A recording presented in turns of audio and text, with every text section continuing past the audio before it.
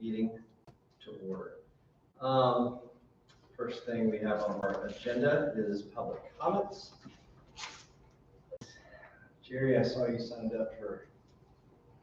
Is there anybody here who wishes to speak in the public comment section? This is not directly related to the public hearings.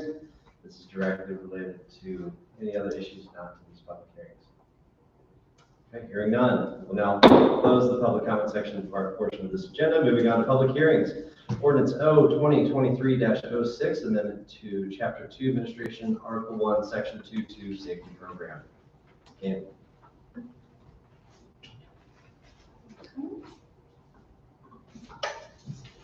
As the chairman noted, this is a public hearing on the proposed amendment to the county code, Chapter 2, Administration, Article 1, Section 2-2, Safety Program. The ordinance related to this amendment is Ordinance 2023-06. So this public hearing is authorized by State Code, Section 9.1-400 at CEQA, Line of Duty Act. So the Line of Duty Act statute applies to a member of any fire company or department or emergency medical service agency that has been recognized by an ordinance or resolution of the governing body of any county, city, or town of the Commonwealth as an integral part of the official safety program of such county, city, or town. This includes persons with a recognized membership status with such fire company or department who is enrolled in a fire service training course offered by the Department of Fire Programs, or any fire company or department training required in pursuit of qualification to become a certified firefighter. The proposed amendments include, well, the reason we're doing these proposed amendments basically is because the entity names under this current code section were last updated in 1996. The county provides Line of Duty Act coverage through an insurance policy with our insurance carrier called Baycorp. Annually, the active rosters for fire and rescue agencies, including career EMS staff, are annually verified, and these are provided to Baycorp for our Line of Duty Act coverage. The Line of Duty Act claims are submitted to Baycorp, and benefits paid under this policy are subject to approval by the state.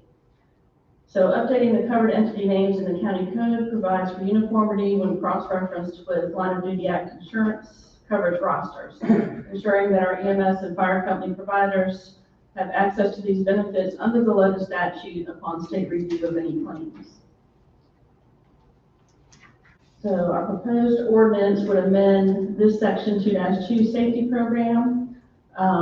As shown here on the screen, our county attorney researched the actually registered names with the SEC, and this is where the changes came from. So everything in blue incorporates a change. Next steps would be to conduct a public hearing to receive citizen input on the proposed ordinance. This was authorized by Resolution R 2023-48 on July 11th, and then consider adoption of the proposed ordinance O 2023-06 as presented. Great. Any questions for Kenny before we go to the public hearing? Yeah. Where does animal control fall into this line of duty benefit?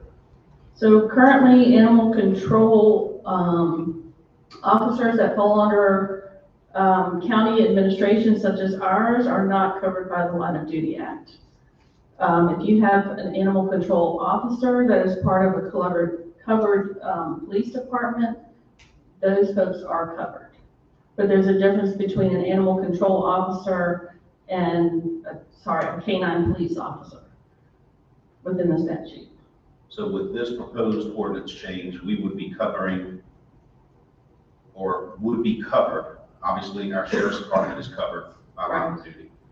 Every volunteer firefighter and rescue squad volunteer in the county, and Wintergreen Police Department. No, this would not include Wintergreen Police Department. It only includes the volunteer fire and rescue squads. And those are the only entities allowed to be covered by the state statute at this point. And that's part of the conversation that we're having with these other localities with Line of Duty benefits is that it be mandated. And of course, the animal control officer has been in discussion as well. On that end, now, I would say the first priority was getting the private police forces. And it's not necessarily, and I think the one thing that Ms. Kenny just referenced, it's a mandate, mandating that these entities have some option for those who are in. But yes, animal control would be an additional group that is not mandated to have any money benefits. Now, should the state make coverage of animal control officers a local option, then I think this section would be amended to include that as well. Yeah. Yes. Right, any other questions for Kenny? Hearing none, we will now open the public hearing for amendments to ordinance O 2023-06, amendments to Chapter 2, Administration, Article 1, Section 2.2, Safety Program. Is there anyone here who wishes to speak? Okay. Hearing none, we will now close the public hearing for ordinance O 2023-06. Mr. Chairman, suggestion that we consider adoption of the proposed ordinance O 2023-06 as presented. We could get a motion. I'll make that motion. We have a motion from Mr. Carr. Do we have a second?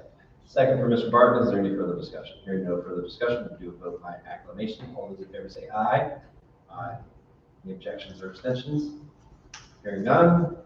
Passes. Moving on to amendment to Articles of Incorporation of the Nelson County Service Authority. Resolution R 2023-55.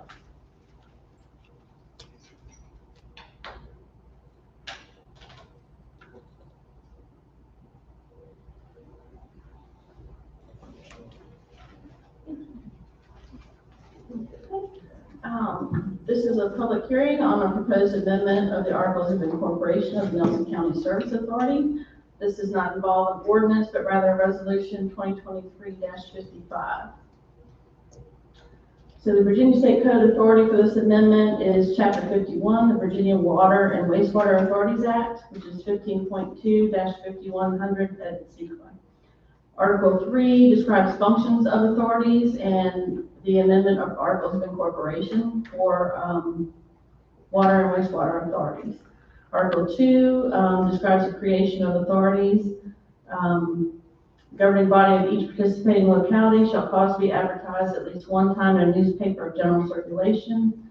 In such locality, a copy of the ordinance, agreement, or resolution creating an authority, or a descriptive summary of the ordinance, agreement, or resolution, and reference to the place within the locality where a copy of the ordinance, agreement, or resolution can be obtained, and notice of the day not less than 30 days after publication of the advertisement on which a public hearing will be held. This was as of June 2023, prior to a change in the state code on July 1st, requiring only a 7-day notice. So we did have to do the 30-day notice on this.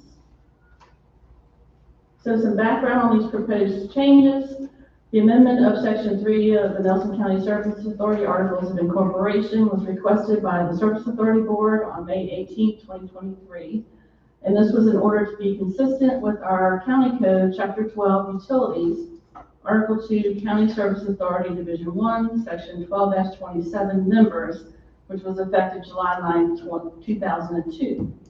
These Articles of Incorporation were first amended in 1986 to provide for a board of 5 members, one from each of the 4 election districts at the time, and 1 from the Wintergreen community.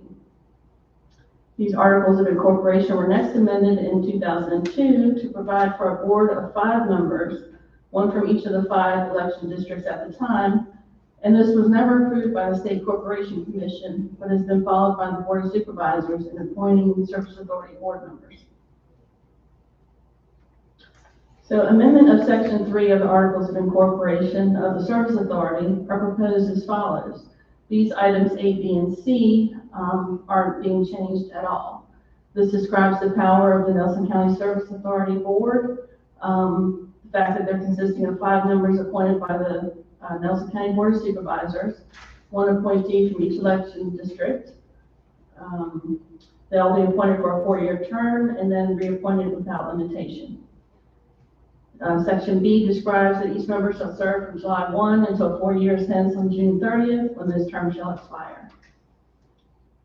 And then section C, in order to provide for staggered terms, the effective representation of each election district and reconfigured terms of service, appointments in the several districts will have the initial terms provided below, and subsequent appointments shall be for terms of 4 years each. So the section below that is being revised are the descriptions of each of the district's current appointments. South District is presently occupied by an appointee from that district, and their term runs through June 30th, 2024. North District is presently occupied by a North District appointee, whose term shall run through June 30th, 2026. East District seat is presently occupied by an appointee from that district, whose term shall run through June 30th, 2026. West District is currently occupied by an appointee from that district, and their term runs through June 30th, 2024. Central District seat is occupied and shall run through June 30th, 2026. In all other respects, the articles of incorporation of the Nelson County Service Authority remain the same. Next steps involve conducting a public hearing to receive citizen input on the proposed resolution, R 2023-55, which was authorized by the board's resolution 2023-39 on June 13th, 2023.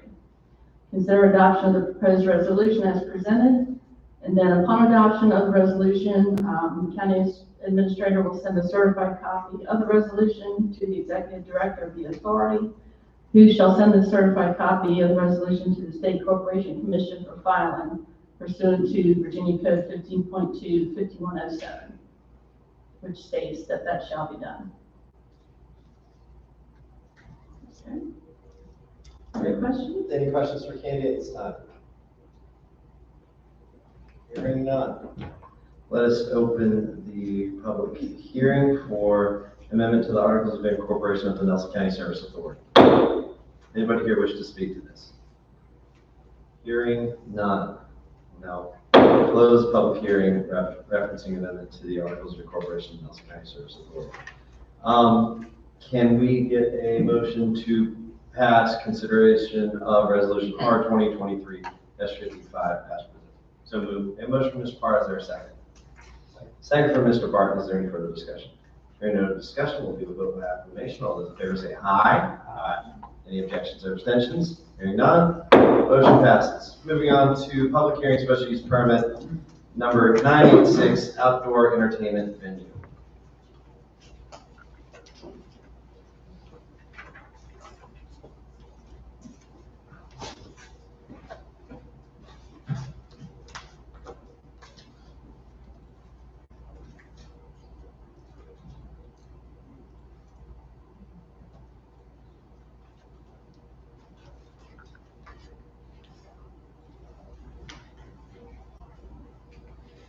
All right, good evening.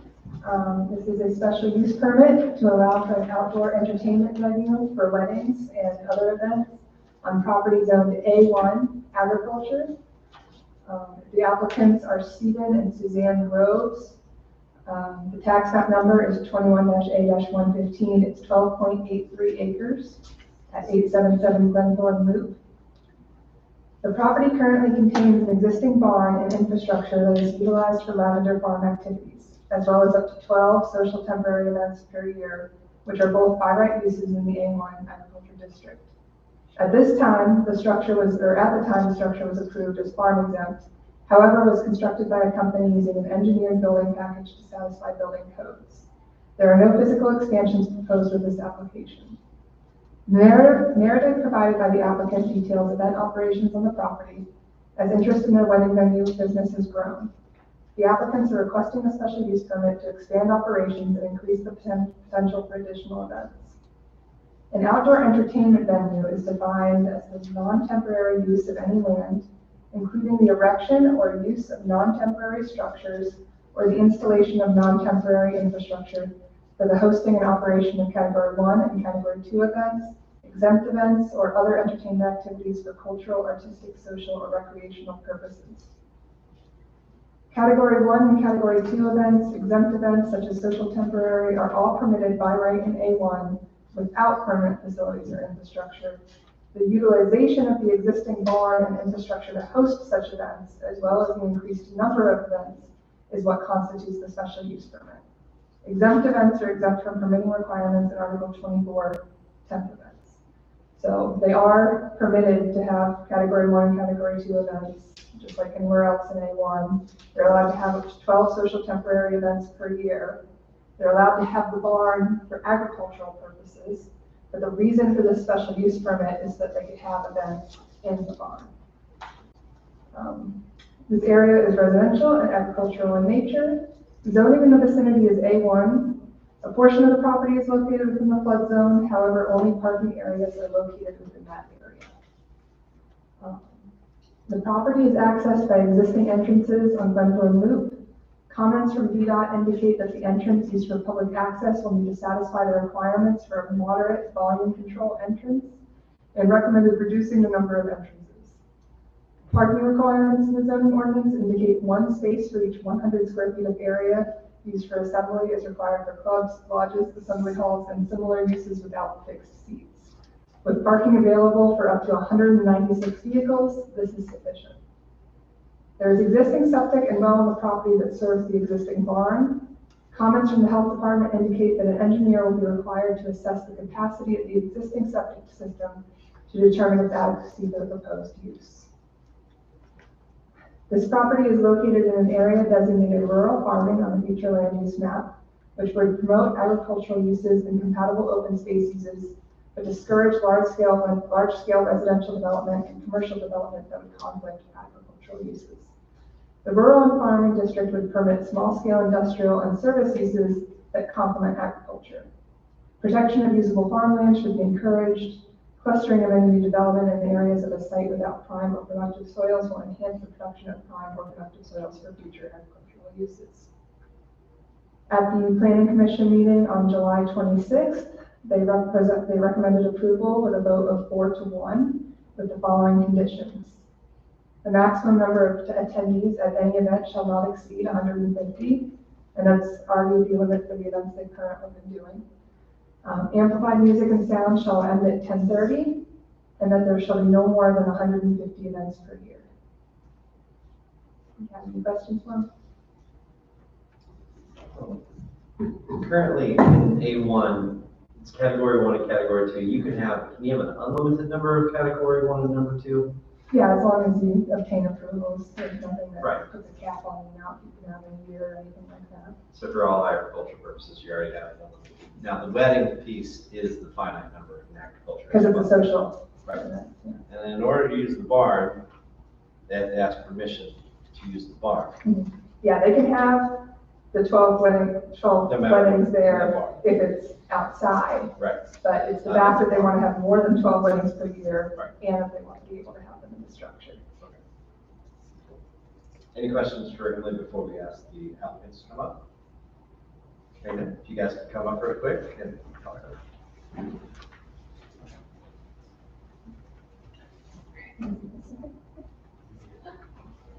Good evening. I'm Suzanne Groves. This is my husband Steve. And this is Robert Johnson, our marketing manager. We're just a small lavender farm. We grow lavender May and June, and we do retail out of the barn. We make products out of the barn, and we do some weddings. And since we've been in business for a couple of years, we've seen an increased interest for more weddings. Our wheelhouse is 50 people to 125.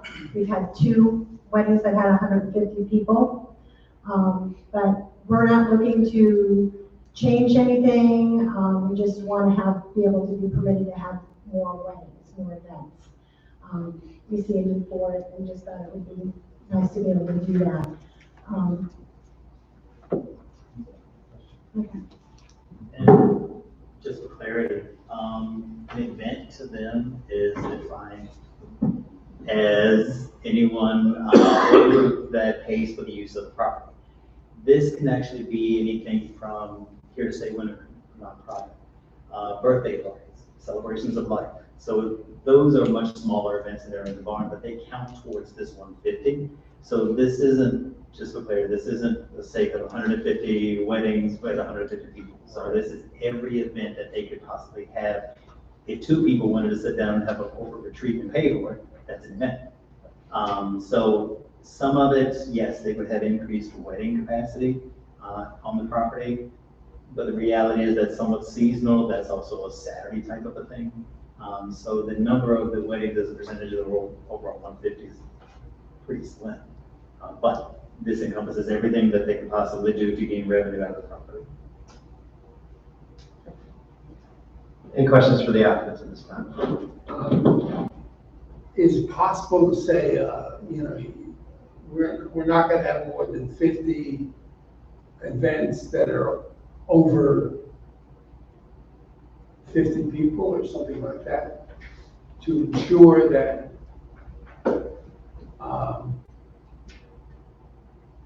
you know, it does, you know, there'd be some restrictions on this becoming a, I don't know what you call it,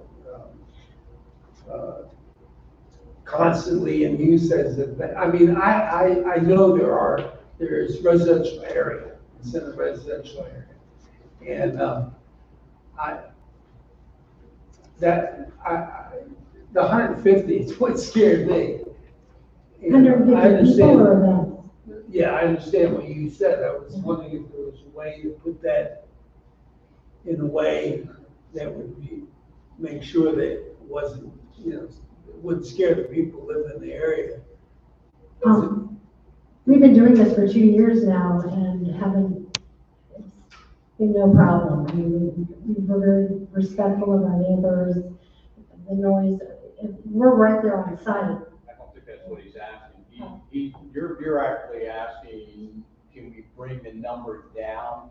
Without restricting you and what we're talking about small events. You know, not restricting the number of small events, but restricting the number of large events. Right. Well, we don't want to place a large event, so we're not really asking at 150 people, you know, That's max. that's really not that, you know, it's a couple hours. So it's not like a business of, well, I don't want to use names, it's not like a big business that's just bringing people in every, you know, all time. No, I see that. So it's, But we're pretty calm. One wedding a weekend. If I ran my lavender business to a higher level, there would be way more people coming in. Because all I have to do is just grab 1% of the 151 people coming down the road and divert them into my farm, you know, with some advertising. And we would be busy, and we're allowed, you know, the way I understand it, we're allowed to do that. That's what we're doing. We have sort of found our niche of the weddings are really pretty nice. You know, it's a lot of nice people. They come for a very good reason for people to get together. And the farm side's great, don't get me wrong. But to have a big maze and 1,000 people there a day, that doesn't work. So you have to be really careful with advertising, because if you don't watch out, you'll have a problem, which we've had in the valley, of just too many people. So our little niche was small weddings and just more than 12, because 12 just cuts into the garden parties at that point. So I think on the ag bill, it's really good to get you sort of started and figure out where you're going, and that's where we're at. We're new at this. We never owned anything like this, so we just want to make sure we do the right thing. But I don't really want to be really restricted. If the county or the state code has come out and said, hey, it's unlimited, because that's what it started. Well, I don't want unlimited. That's when the planning commission came together, came up with the number 150. I didn't have any part of saying 150 is great. I just sat and listened, and I'm fine with it, because there's no way I Just the probably two of would us. never do 150. They want to be back. But it's just How another. many acres? 13? 13. How many? 13 acres. But an average size wedding is 125, but most of our weddings have been about 75 people. But 150 is our max, and we wouldn't want any more than that, so. You know, I don't know if I answered your no, question. no, you did. You know, I'm trying to visualize and understand that, the worries about the people who live in the neighborhood. Right. And the music seems to be a problem. There's somewhat where, you know, not in the past, it hasn't been a problem. Right. Yeah, we haven't got. If they sold this property. If they sold the property, it runs with the land. So that right never leaves. So like whenever we do a special use permit, it runs with the land. And now, in the event that they're not using it to the special use permit, there's a chance that that could be rescinded, probably some disciplinary. I'm not really all too familiar with that. But once it's passed, they run. Now, I will say this, currently, with how they are set up today, they already have unlimited event rights other than weddings. So like if he wanted to do a lavender soap thing every weekend, he has the right to do that. And I could have, Um, you know, and it doesn't sound like we do that many major events. But let's go to the public hearing before we continue debating, and let's get the people talking. So unless anybody has any other questions, we're gonna call you right back up after the public hearing if we have any questions, all right? All right, moving on to special use permit number 986, outdoor entertainment venue. Now open this public hearing. Jerry? You know the rules, state your name, address for the record, 3 minutes per individual, 5 minutes if you're speaking per group. My name is Jerry Lloyd. I live at 9322 Rockfish Valley Highway in Afton. And I am speaking against the special use permit as it's written for several reasons. Increasing it to the probability of having 150 events per year definitely would have an impact on the neighbors in the community, and that would include traffic flow, it would include noise. So that's a major issue. The next one would be that, has there been a water test conducted for the increase in the number of events for toilet facilities? I've read where, you know, if they have more people, they're going to have to bring in a semi-truck with facilities there. That's not really conducive to the back roads there. Glenthorpe Loop really is quite curvy. If the kitchen, even though they're using caterers, is the kitchen inspected and approved by the health department? I'm sure they're going to want to cook things, and so even though they may have double ovens and that sort of thing, has the health department approved the kitchen for use as a venue for weddings or whatever else it is beyond their by right? The other thing that you just mentioned about the SUP continuing in perpetuity. So if the applicants were to choose to sell it because of whatever reason, then this 150 events per year, besides what is approved because of A1, is going to go with it. And heaven only knows what those other people could do. And they could really wreak havoc on the community. The road is really not conducive to the potential increase in traffic, even though there are people who do come to the farm, you know, at will. The large number of people that would be coming as a focused event is not conducive for Glenthorpe Loop. So personally, I would say, you know, if you could limit the number of events, you know, right now it's 12. Even if you went to 50 or 1 week, 52, that would be far better because they can already do the lavender events and activities. This would be in addition to. So I'm not in favor of this at all, particularly for the members of the community. Is there anyone else who wishes to speak this time? Okay, hearing no one else, we will now close the public comment section for special use permit 986 outdoor entertainment venue. At this time, board, do you have any further discussion? I do know it was an ask of Mr. Reed to delay the vote, as since he was unable to attend today, delay the vote until he was able to attend. You don't like that? Okay. All right. All right. Is there any further questions for staff or the applicant at this time? So I would like clarification on the number of events and if this special use permit were passed.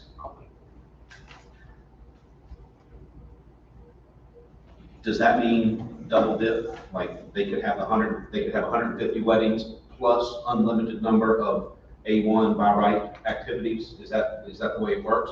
Or does the special use permit trump the by right?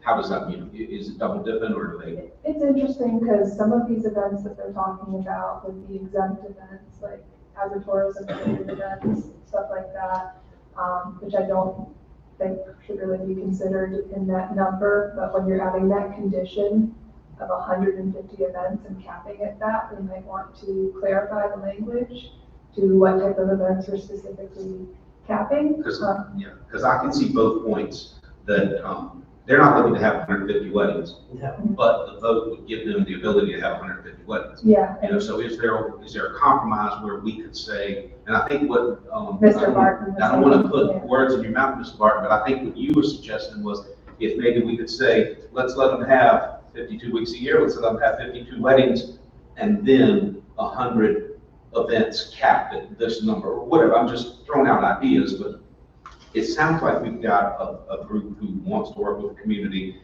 and I think we've got other group and some of us as well that aren't real thrilled with the wording of what the planning commission sent to us. So I think, not because Ernie's not here, but I think we need more work on this before we vote on it to see what you all can come back with and maybe have some discussions on how we can accomplish what they're looking to accomplish and not open up this larger Pandora's box, I think. I mean, that's just me. You interpreted what I was saying. If you come back with somehow, 50 weddings, yes, but then the other 100, if you somehow limit Yeah, the like size. you could potentially, have unlimited events for under 50 people and cap over 50 people like at this, 50 or 100. what we're talking about, because unlike some of the places we have here, which are enormous, and almost corporate, this is a place that's business, it supports a family. I like that. Yeah, well, 150 people is still considered a very small event by Nelson County terms. Yeah. A temporary But one. can you do that? Can you work out some wording as I Mr. think- Parr was talking about? I would venture to say, as Mr. Parr has said, we're talking about two different things. And I think most special use permits that we interact with have to do with weddings in these venues. It has nothing to do with if he's making lavender soap and trying to sell it on a farmer's market out front or some of that nature. I really think the nuts and bolts of this is how many weddings that they're planning on doing a year, because everything else is by right. It's the weddings that's not by right. So really, if they just came back and said how many weddings they wanted, everything else is kind of ag exempt unless we wanted to also limit the number of agricultural based events. It depends, because it's also, retirements, celebrations of life, birthdays, things like that. But Those they are said those are counted also too, as social well. temporary events. Sure. And I know they are wanting to do those things too, and those can be much smaller groups, even a birthday party of 20 people. Amazing we can count that. Yeah. That's the thing, is that's why I'm thinking, making that delineation, that- like Mr. Barton was saying, of like this amount of events for events under 50 people, and this amount of events for events over 50 people. I think that could be a Does good that sound right? solution. Yeah. I mean, we had, when it comes to prop firm, they kind of got to volunteer this stuff, so Well, it's not a rezoning. it's not, okay, good, that's your Yeah. Yeah, I mean, I think at best, let's have a few more conversations with the applicant. Let Mr. Reed get here, we can respect. I just think it's a good opportunity for some compromise. All right, and then they can think of some of that, and we'll bring you guys back up in the September meeting. Okay?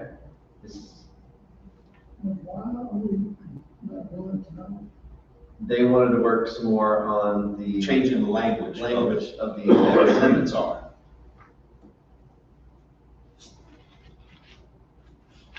It's all right, we'll get them in some.